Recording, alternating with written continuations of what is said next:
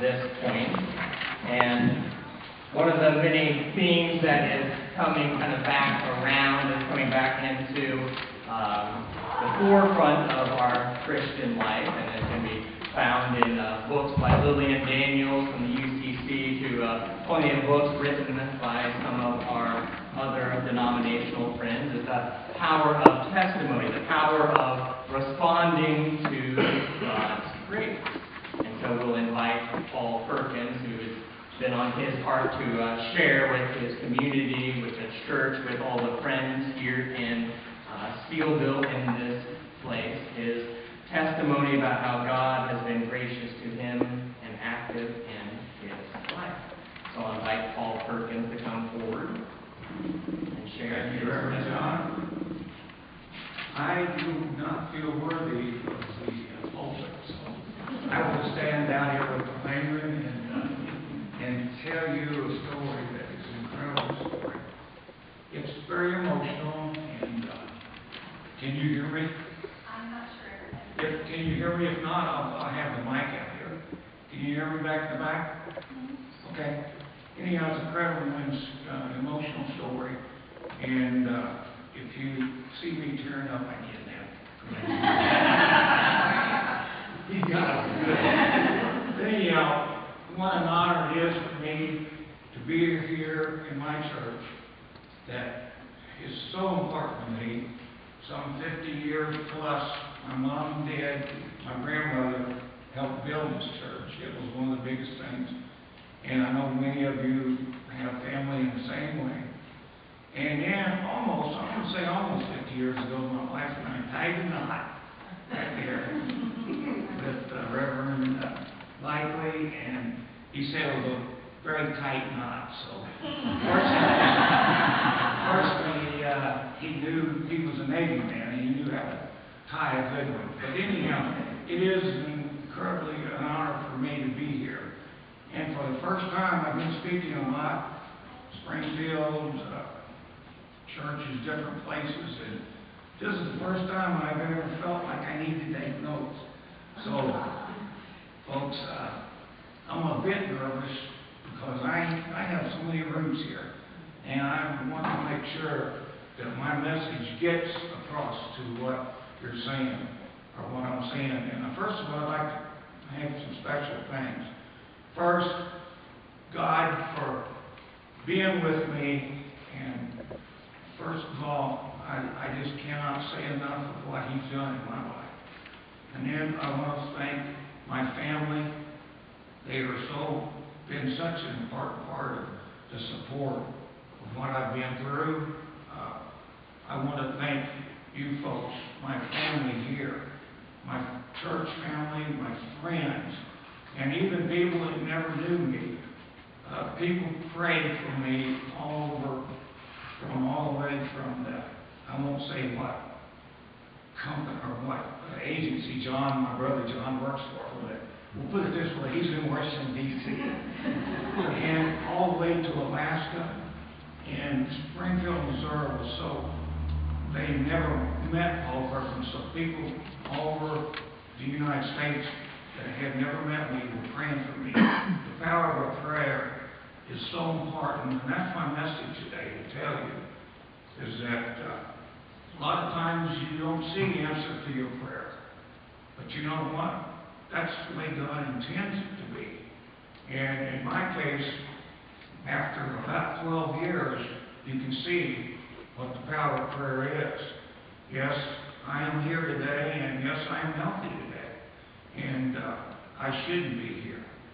So I'm not a scientific example. The doctors can't explain why I'm here. I would start off my testimony by saying, for the first 52 years of my life, it was a deal where I had God probably fourth place on my list. And the first place was, of course, my family. And second place, I hate to say it, but it was myself. Third place was probably the business that I ran.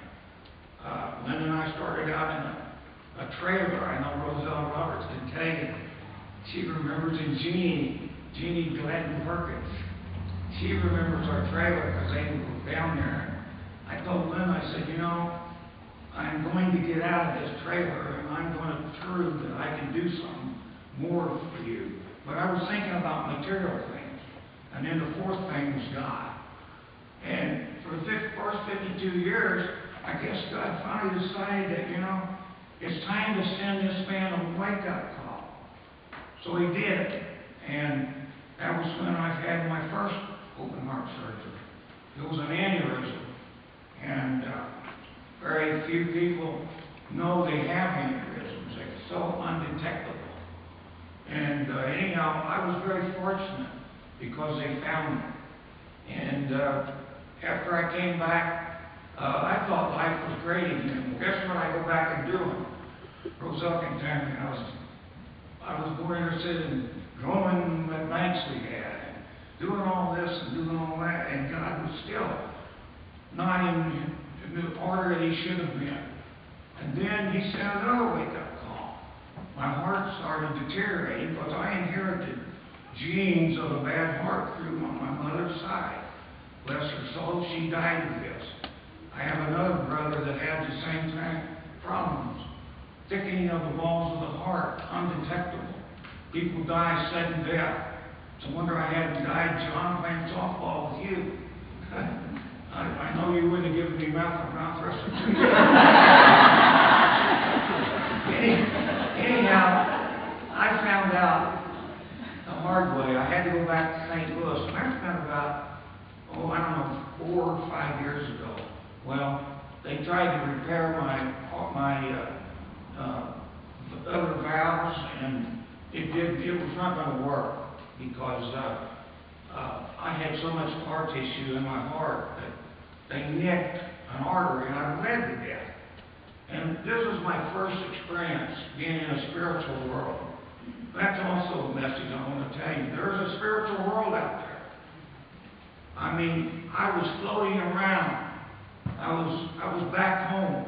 I was with my grandmother, my dear grandmother, who I always call my second mother, Eula Blom, for some of you that remember Eula Blom. And she was such a wonderful person. And I was with my dad, and naturally, as I do to my son Mark, he was giving me advice. And I expected to be, you know, oh, you need to be doing this and doing that. And it was a wonderful experience. And I died twice on the table. And I took my cardiologist to the baseball game, and he told me, he said, I haven't told you this is just last year. He said, but you died twice on me. He said, there's no way you should be here. There's no scientific reason. That doesn't explain it. Medicine can't. He is a very religious fellow, and he told me, he says, it's because it's God's grace. He wasn't done with you. Well, anyhow, God put me through the tremendous turmoil between the last almost 5 years. Most of you know that I was in Gibbs Care Center for 6 weeks or more. And God made sure that if I was going to be able to be here in front of you folks today, I have to be worthy of that. And he challenged me, and I read the scripture of Job again last night. I've read it probably, I don't know, 2 or 3 times, but it even means more to me than ever, because if those of you have forgotten about Job, God took all of his monetary wealth away. He took also and filled him with sickness. And he wanted to find out how much faith that Job had. He wanted to find out was he worthy of coming out and talking to you people. And I really feel that God challenged me. However, I didn't have the confidence and faith that Job had, because during this last 5 years, I've had so many pressures. I've had God sitting here on my right shoulder, and I've had the devil sitting here. And one day I would go this way, and one day I'd go that way. And it was horrible, because what God took away from me was my athletic abilities. I couldn't walk. And not only did he take away my athletic abilities, but he took away my brain. I'm supposed to be a halfway smart person. You know, at least that's what my wife thought. But I couldn't think well. The kids didn't really want me too much advising them because they didn't feel I was worthy. But anyhow, I felt really bad. And so I dipped to the emotion. I was tempted so far. Many of you don't know, but I made the suicide call. And I made it to my best friend, Tim Sweeter. And anyhow, I didn't call my pastor because my comment to my wife was, he's too young, he'll not know what I'm going through. But believe me, he knows what people go through. So I called Tim Sweeter. Tim Sweeter comes to my house. I woke him about 10:30, and on the phone, before he came, he said, well, Paul, I know that you've got so many guns. I've got an arsenal. You know, you never know when another war is going to start. He said, I've got an arsenal. I have guns everywhere. And he said, what caliber pistol are you going to use? I'll bring the shells. And that hit me so hard. And I said to myself, good grief. And the most, one of the worst things that ever happened, and he's got humor. Where's my humor? And from that point on, I have taken life a lot less serious. I've put humor in everything I can do, and believe me, I put God in first place. But I never considered suicide again because I threw the devil off my shoulder. And the devil is not there anymore. He does come around. I have to admit that once in a while, but he is not on that shoulder. God is on the shoulder. So I'm leaning in the right direction. And then God wasn't through with me. Again, if I'm supposed to come and pass a message to people, I need to be worthy, as he says. And to do that, he kept challenging me. My body kept going down and down and down and down. There was no cure for what I had. And I had a wonderful doctor, Dr. Modad, who decided to send me to Mayo Clinic. And I went to Mayo Clinic, and they said originally, no, you're not a transplant candidate. So there was no hope for me. But you know what? I was ready because I've already been in the spiritual world once. I am 100%er, folks. Let me can tell you, I'm not afraid to die today. I'm not afraid to die tomorrow. I'm not afraid to throw my life out here to save somebody else because I know where I'm going. And that's another message I've got to tell you. Folks, be 100%ers. It's the real thing. When I went to Mayo, they finally told me I was on the list. I could be there for a transplant. And so I was there a long time. And I never will forget, the doctor said, well, you tell me everything's wrong with me. Well, nobody wants to hear that, do you? You know, and everything was wrong with me. So finally he said, you also have a rare blood. And I said, well, that's about it, Doc. I don't need any more bad advice. And he looked at me and said, you know, this is God's gift to you. I said, really? He says, your mom had A, your dad had B, and you've got AB, a rare blood that is universal. And I can take a heart, I can take a transfusion, I can do anything from anybody. I'm not asking you today. But that was a gift that God gave me. So many coincidences. So instead of waiting 2 years, which I would have made it, I was within probably 2 months of dying. Instead of going the full 2 years that it takes to get a heart, I got one in about 4 months because nobody in front of me could get it. Another coincidence, suddenly. I go through the heart process, And if anybody can tell you, I think my kids can tell you, probably John here can tell you, I believe in winning. And to me, this is called winning. Taking something that a gift from a young man 20 years old gave me. Do you think I'm going to lose? I've worked my rear end off, and I've built myself, and I'm real proud of it. I'm almost back to where I'm going to get my little softball team together, and we're going to start practicing. John, you might want to start working out. But anyhow, I take this very serious because, again, this young man gave me a life. So what's this tell you, folks? It tells me that God has been here for me to help me and to prove that I am worthy of passing His word to other people. Now, during my transplant, which is it's the biggest thing of your life, you can't imagine what you go through, the ups and downs. I have to give my wife special thanks because she had to put up with me, and I was a dictatorial person. I don't know where I get that. You, Rosella?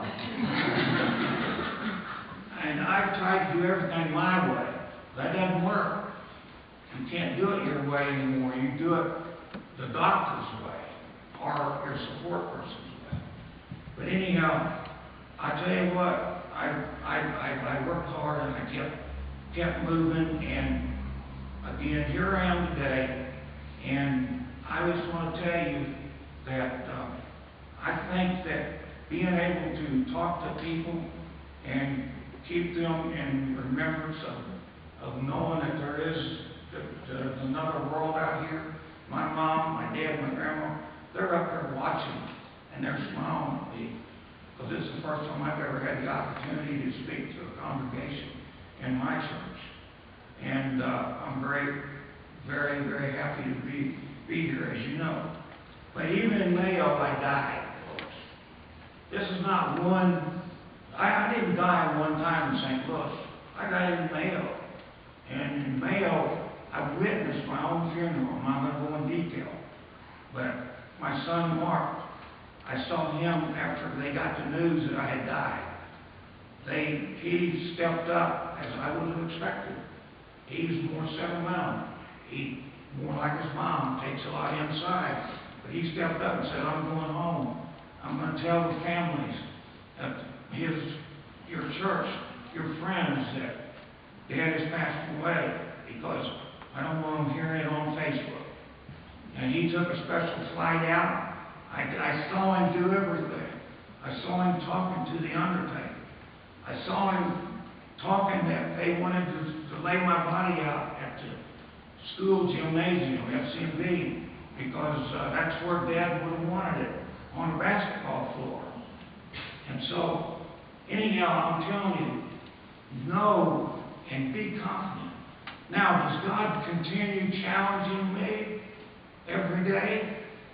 Absolutely. And the latest one was, and nobody in church has ever done this. Paul Perkins is going to be the first one. That is a golf ball. My first time out, Tuesday, this week, I go over there to the golf course.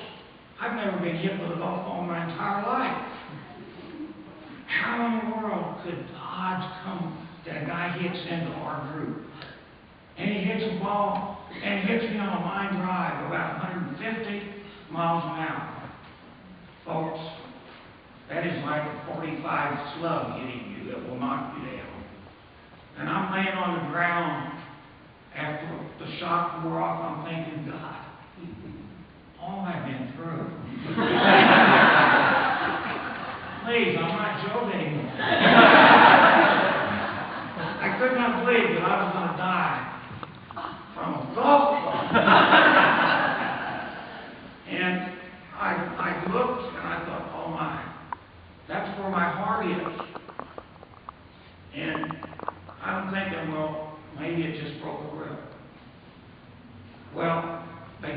I ever laid on the basketball court and acted like I was hurt. I jumped up and said, let's finish this round, I'm leaving. And no, that didn't happen. What happened was that I had people that told me, you will not do that, you will go to the hospital. And I did not want to go to the hospital, but I did, because I knew inside that this was very important. That's Cooper. He's the young man that I have in my body. That's Cooper. I can't let Cooper down. So I went down and I kept asking, questioning God, why have you done this, God? Why have you done this to me? The last place in the world I want to be is at ER. And yet there was no answer. And finally, the answer came. Why, I was there. A nurse came in. She was dressed in those, she went over and started to talk to me, and suddenly she became engrossed in what I was telling her about what I've told you folks. And she became engrossed about the book that I'm writing. I'm not making any money on it, folks. I'm donating funds to the transplant center and also the Steelville Arts Council here. And she became engrossed because she said, this is a very inspirational book. And she kept asking questions. And then she stood like this the whole time. And I couldn't figure that out. But finally she said, when I finally shut up, she got to talk. But anyhow, she said, my son was a donor. Well, folks, it didn't register. And then she said, we were in a car. She held her hand out. And I've never seen anything worse in my entire life. It looked like a Frankenstein picture. Her whole hand was totally mangled. It looked like I think they had an artificial thumb sewed on. And that's why she was standing like this. And she said, I needed to hear what she said. And then it hit me. God has sent me here. That's why He hit me here. Nobody gets hit here with golf balls. Usually here, He hit me here. And folks, guess what? This does not hurt. There was no broken. There was nothing fractured. There was nothing cracked. How can you explain that? A 150-mile-an-hour golf ball. This world, and my testimony is not about Paul Perkins. It's about yourself. Think about it in your own lives. Think about all the ups and downs you have. I tell my son Mark, don't ever get caught up in these little details. Look at the big picture. Because in the big picture, there's a plan. And this plan is set for each of us. God's given each of us a gift. And so many of you struggle trying to find your gift. But every one of you have a gift. Yes, He gave me some athletic ability, but He sure didn't give me any musical ability. And my mom was a musician. Where's Pauline at? She remembers. My mother loved music. And she wanted me to be a girl. And she wanted me to be a piano player. Do I look like a piano player? Well, maybe my hair does. But no. God's got a plan for each of us, and He gives each person gifts. And it's up to you. You're yourself. You have to take yourself and you develop God's plan by using your gifts. And it can't be anyone. And no one can control you with your gifts and say, like Mom wanted me, Mom couldn't do it. I had 2 lessons under Virginia McCall. All of you remember Virginia. I had 2 years of lessons out there. And Virginia, I said, Lucille, he's just not got it. And so my gift is other things. And I only ask you to look at yourselves, find your gift, And don't let it, don't hide it. Let it fall into place. Because God's plan for you, He has it. But the problem is you folks, many of you, aren't looking for it. And don't let the small things control your life. Because there is a master plan out there. Again, I want to thank you. I want to thank my donor especially. His family, I got to meet him. I got to meet the sister. Many of you that are friends of Facebook haven't noticed that I sat out of it. It was very emotional for me. Had no idea what to expect. It turned out wonderful. Yes, there were some tears shed. There were some hugs, but I feel extremely good that I got this possibility, the chance to meet this boy who was tragically killed in a head injury, and he gave all of his body parts, and he helped so many people, but they wanted to see who got his heart and kidney. And I showed them, I poured out to them. And I thank not only God, but I thank them. And they were true believers. And I know that I've helped them. You never get over the tragedy. I can't imagine losing my daughter or either one of my two sons. I don't think I can get over it. But yet, they, through God's help, have been able to achieve it. So anyhow, folks, again, it is indeed a pleasure, and I hope I haven't bored you. If anyone has issues, I am always available. I know many of you have already asked me, and sometimes I answer at weird times. I'm not looking back in the back or anything like that. But yes, I answer stuff a lot of times at 10 and 11 o'clock in the evening. But if you have any issues that you want to visit with me with, I'm always available. Because again, this is God's calling for me. And I hope you will look at my book when it comes out. Again, it's all charity, but it will be out in September, in the October area. And it's being written by Anita Brooks after I've been working on it about a year. So get it, and I hope it will inspire you to give it your best. And we like to win, don't we? Right, Mark? Right, Julie? Anyhow, thank you.